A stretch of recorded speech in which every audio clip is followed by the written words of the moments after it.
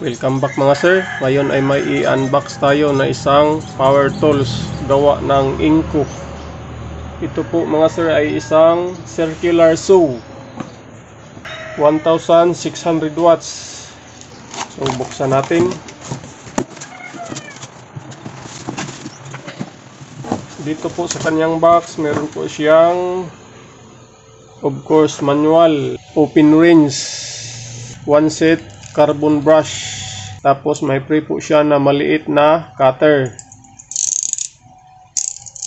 Yun lang. Ang kanyang parallel guide pala nito mga sir is nandun sa kabilang bahay, dito nasama. So ito na po ang mismong unit mga sir. Ito po ang kanyang easy cord. Yan, medyo makapal pero maiksi lang, nasa 2 meters lang ata to. Buti sana kung ginawa nilang 3 meters dahil power tools kasi to. Yan. So mabigat po siya. Siguro nasa 8 or 9 kilos to. Ito po ang kanyang level. Inco Industrial. So 1600 watts po ang model na nasa atin. Tapos ito po ang kanyang power switch sa on-off trigger. May interlock button po yan mga sir. Ito. Once na ipipress mo to, tapos press mo din to, yan, naka-steady, switch on na yan. Or gumagana na po ang kanyang interlock. Para ma-release to, press nyo lang to. Yan. Tapos bitaw. Again. Yan, kung nakita nyo, once na na-press to, umaangat po itong kanyang interlock. At sa ganyang position, naka-switch off na po ang ating pinaka-motor. Dito naman po ang kanyang carbon brush. Dalawa, kung sakaling magpalit tayo. I-unscrew nyo lang po itong mga screw na to, magkabilaan, matatanggal na to. So ito po ang kanyang pinaka-opposite side sa kanyang motor. Bali magsaserve to as breather or exhaust para dito lumabas ang init mula dito sa kanyang motor palabas dito. So kailangan pag malagyan na to ng mga dumi or alikabok, linisin nyo yan para makadissipate or makalabas ang init mula dito sa kanyang motor. Ito naman po ang kanyang handle. Since malakas ang power tools na to, kailangan dalawang kamay ang i-operate nyo dito para iwas dulas or iwas aksidente. So kailangan ganyan yan mga sir. So hindi naman tayo basta-basta madudulas dito dahil rubberized po siya pati dito. Yan. So ang plastic na ginamit nito, hindi po siya malutong. Unlike sa mga other brands na medyo malutong, once na mabagsak mo ng malakas, pwedeng mabasag. Pero ito, parang makunat po ang kanyang plastic na ginamit. So ito po ay ABS plastic. Ito naman po ang kanyang hood or cover sa kanyang blade. Tapos ito naman ang removable safety guard sa pinaka blade. So automatic yan, may spring.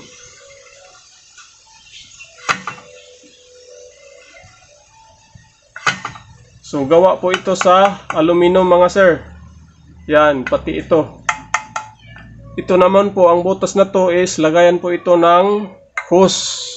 Kung may vacuum cleaner po kayo, pwede nyo ditong i-attach para hindi po magkakalat ang kanyang mga alikabok or sawdust sa mga kinain niya dito. Yan. Tapos ito po ang kanyang 14mm yata to na nut. Ito po ang gamit nitong wrench na to para dito. kung sakaling magtanggal tayo or magpalit ng blade. Sa pagtanggal naman nito ng blade mga sir is mayroon po siyang lock dito. Ito. So once na ipipress mo to, yan, pag i-press mo to, tapos ikot dito ng kaunti para mag-lock siya, yan. Pwede na tayong bukas dito.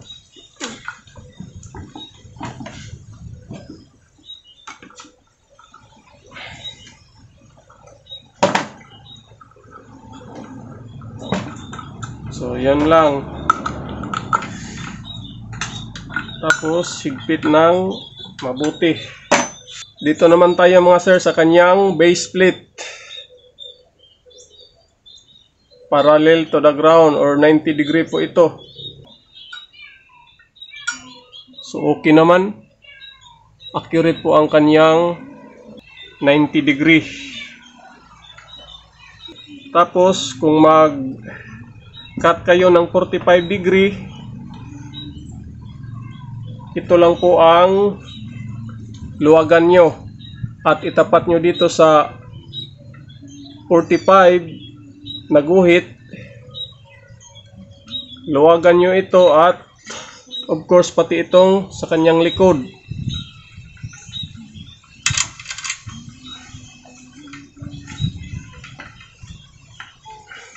Dito rin. Tapos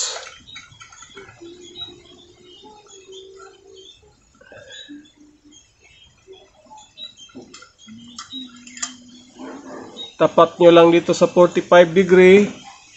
Tapos higpit.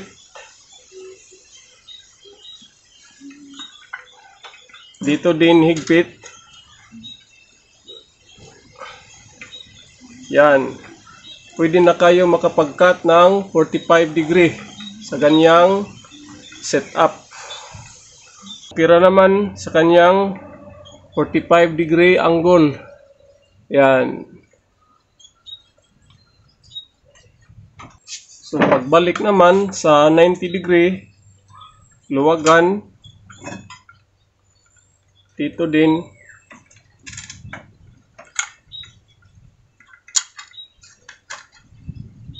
Yan, automatic na yan, naka 90 degree.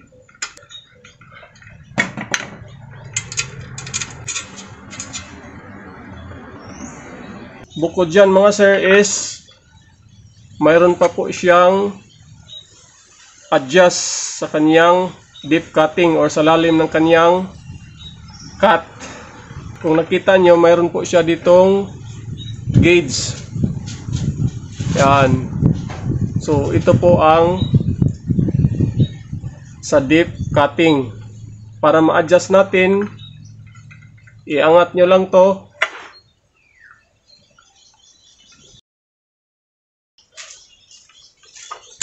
Yan. Tapos, yan. Ma-adjust na po siya sa kung ano gusto nyong lalim na tabas. So sa pag-lock naman, baba nyo lang to. So di na yan gagalaw. Yan. Naka-fix na yan. So para mabalik natin, pataas natin to. Yan. Tapos at siyempre balik natin sa pag-lock. So dito rin mga sir, kung napansin nyo, may apat po siya na butas. Yan. Ito po ang lagayan ng screw pag ginawa nyo itong tibulso. Lagay nyo lang ito sa ilalim ng inyong tibol. Maglagay kayo ng screw dito. So pwede na maging tibulso po siya para mas convenience po siya gamitin at mas madaling magtabas, lalong lalo na sa mga maliliit na pieces na plywood, mas maganda ang naka-table saw type siya or i-screw natin to sa table. So yun lang siguro mga sir ang pinaka basic operation sa power tools na to. Of course, once nagagamit po kayo nito, kailangan po natin ang safety. Magsuot po tayo ng PPE or personal protective equipment such as goggles, gloves, at mask para hindi tayo makalanghap ng mga alikabok. So para sa kadagdagang impormasyon, pwede kayong bumasa dito para sa kanyang safety operation and maintenance. Tinuturo po dito sa manual na to. So yun lang mga sir, mamaya magka-cut tayo ng actual para makita natin kung malakas ba ang kanyang 1600 watts na motor. So ito na mga sir ang ating natabas na 3/4 marine plywood. Matuwid naman siya. Of course, kung ano ka-accurate ang sukat nyo sa inyong tatabasin na plywood, magbibase yan sa kung anong itong butas na to mga sir,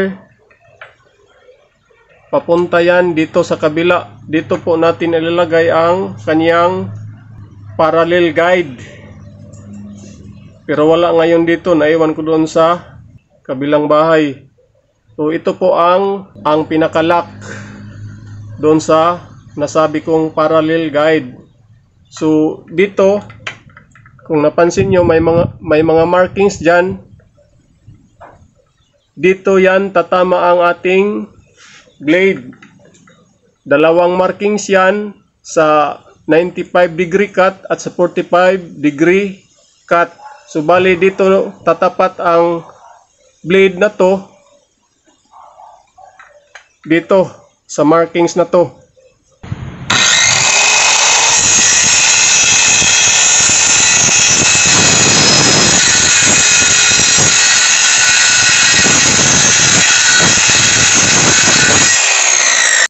As you can see, accurate naman po ang kanyang tabas. Mula sa dulot dulo hanggang sa gitna ay eksaktong 3 inches.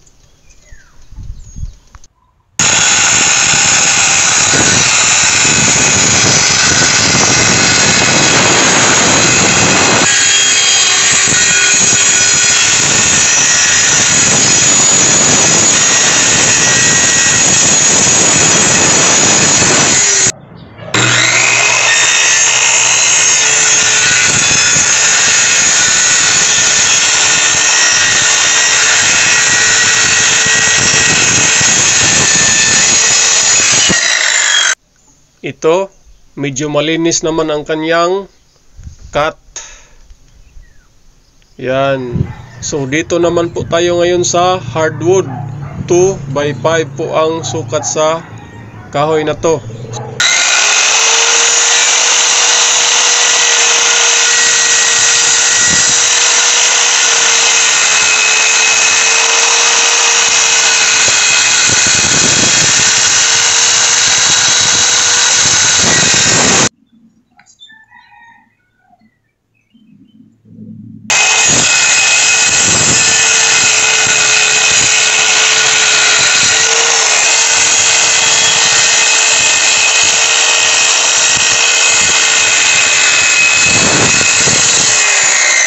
So mukhang okay naman mga sir.